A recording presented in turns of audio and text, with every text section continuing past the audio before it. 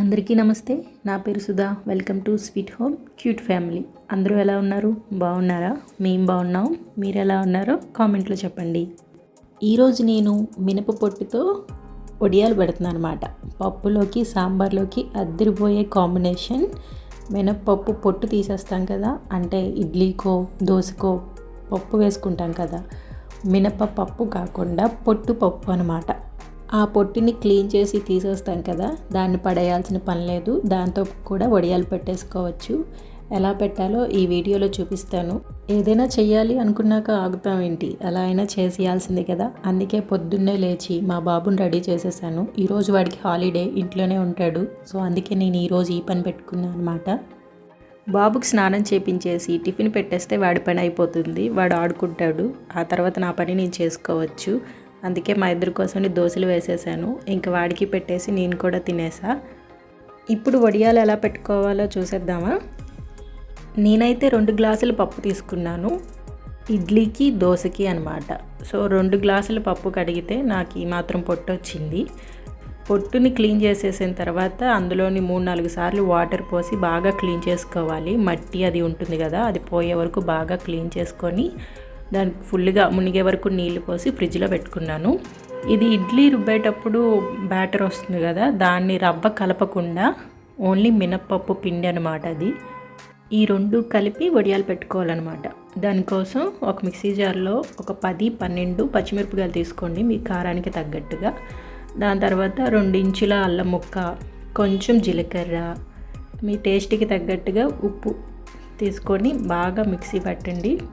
మరి పేస్ట్ అయిపోవాల్సిన పని లేదు, కొంచెం కచ్చా పచ్చాగా ఉంటే సరిపోతుందన్నమాట. ఇప్పుడు ఒక మిక్సింగ్ బౌల్ తీసుకొని అందులో ఈ మినప పొట్టుని అస్సలు వాటర్ లేకుండా గట్టిగా పిండి తీసుకోవాలన్నమాట.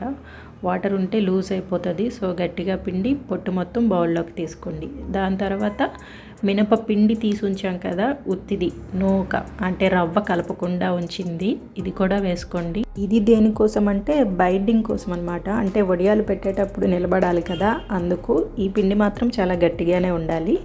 తర్వాత మనం గ్రైండ్ చేసుకున్న పచ్చిమిర్చి పేస్ట్ కూడా అందులో వేసేసి బాగా కలుపుకోండి. వడియాలు పెట్టడానికి వీలుగా ఉండేలా ఉండాలన్నమాట. మీరు మొత్తం కలిపిన తర్వాత టెస్ట్ చేయండి. ఇలా వడియం వేస్తే మీ చేతి నుంచి జారి పడాలి, అలా అయితే ఓకే. లేదు మీకు ఇంకాస్త లూజ్ అయింది అనుకుంటే కొంచెం 1 or 2 స్పూన్స్ బియ్యం పిండి కలుపుకోవచ్చు. నేను తీసుకున్న క్వాంటిటీకి కరెక్ట్గా సరిపోయింది. వడియాలు బాగానే వస్తున్నాయి. ఇప్పుడు దీంతో మేడ మీద వడియాలు పెట్టేద్దాం. సో ఇలాంటిది ఏదైనా ఒక ప్లెయిన్ కవర్ తీసుకోండి. క్లాత్ మీద అయితే మొత్తం ఈ పొట్టు క్లాత్కి అంటేస్తుంది, సరిగా రావు. కవర్ అయితే ఈజీగా వచ్చేస్తుంది అనమాట. కవర్ మీద చిన్న చిన్న వడియాల్లాగా, అంటే మరీ సన్నగా కాదు లావుగా కాదు, కొంచెం మీడియం సైజులో పెట్టుకోండి.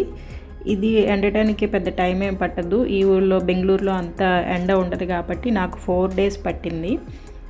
మన ఆంధ్ర సైడ్ అయితే ఎండలు ఎక్కువ కాబట్టి 1 or 2 daysలో ఎండిపోతాయి చక్కగా. నేను ఇది ఈవినింగ్ మళ్ళీ తీసాను అనమాట. ఈవినింగ్ దాన్ని తిప్పి మధ్యలో ఒకసారి మధ్యాహ్నం పైకి వెళ్ళి టర్న్ చేశాను. అంటే పొద్దున్న పెట్టిన దాన్ని మళ్ళీ వెనక్కి తిప్పి ఎండబెట్టాను అనమాట.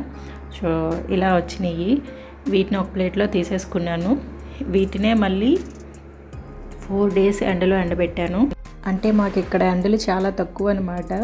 మిషన్లో వేసిన బట్టలే డ్రై అయిపోయినాయి కూడా. పొద్దున్న ఆరవేస్తే సాయంత్రం 4 అయినా కూడా ఆరేవి కాదు. మళ్ళీ నెక్స్ట్ డే ఆరవేసుకునే అంత ఉండేది. అంటే ఎండ వచ్చినా ఆ ఎండ ఎందుకు పనిచేయదు అనమాట, గట్టిగా ఉండదు. మన ఆంధ్రాలో అయితే ఒక్క మధ్యాహ్నంకే మొత్తం ఎండిపోతాయి.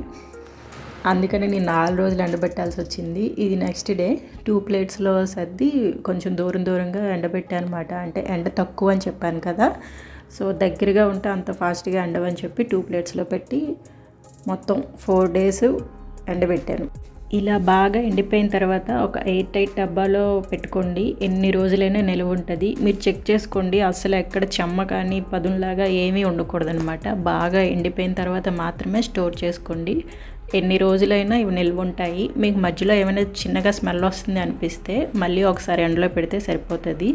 మనం మినప వడియాలు ఎలా పెట్టుకుంటాం సేమ్ అలానే, కాకపోతే ఇందులో కాస్త పొట్టు కలిపామన్నమాట. మినప వడియాలు ఇవి ఒకేలా ఉంటాయి. టేస్ట్ మాత్రం చాలా బాగుంటుంది. ఇది అన్నంలో కూడా కలుపుకొని తినచ్చు. నేను వేసిన 2 గ్లాసుల పప్పుకి అంటే 2 గ్లాసుల పప్పుకి పొట్టు వచ్చింది కదా, దాంతో నాకు మొత్తంగా 25 వడియాలు వచ్చాయన్నమాట. దీన్ని ఒక డబ్బాలో పెట్టి స్టోర్ చేసేసాను. మరి టేస్ట్ చూడాలి కదా, అదే రోజు నేను కూడా వేయించుకొని తినేసాను.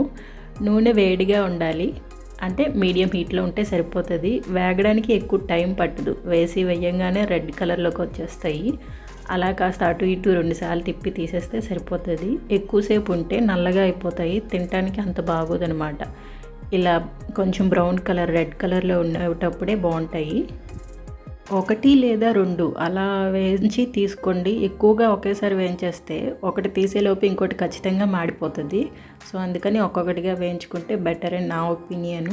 దీన్ని పప్పు సాంబారే కాదు, ఉట్టి అన్నంలో కూడా తినచ్చు. జస్ట్ ఇలా నలిపితే చాలు, పొడి పొడిగా అయిపోతుంది. అన్నంలో కలుపుకొని తింటే సూపర్గా ఉంటుంది. వీడియో కానీ నచ్చితే లైక్ చేయండి, షేర్ చేయండి, సబ్స్క్రైబ్ చేసుకోండి. నెక్స్ట్ వీడియోలో మళ్ళీ కలుద్దాం. అంతవరకు సెలవు, బాయ్.